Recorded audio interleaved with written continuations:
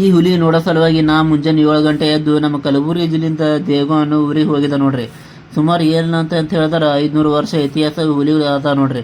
Hindu Muslim ಇಬ್ಬರು ದೇವರು ಸೇರಿಸಿ ಒಂದು ಜಾತ್ರಾ ಮಹೋತ್ಸವ ಪ್ರತಿ ವರ್ಷನೂ ಕೂಡ ಈ ಊರು ಒಳಗೆ ಮಾಡ್ತಾರೆ.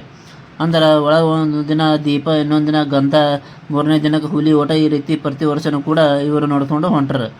ಈ ಹುಲಿ ಓಟ ನೋಡೋ ಸಲುವಾಗಿ ಸುತ್ತಮುತ್ತ ಈ ಊರಿನ ಜನ ಎಲ್ಲ ಬಂದು ಭಾಳಷ್ಟು ಮಂದಿ ಬಂದು ನೋಡ್ಕೊಂಡು ಹೋಗ್ತಾರೆ.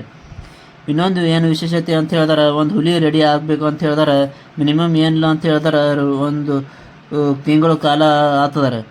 ಅದರ ಜೊತೆನೇ 50ರಿಂದ 60 ರೂಪಾಯಿ ಕೂಡ ಖರ್ಚು ಕೂಡ ಆಗ್ತದೆ.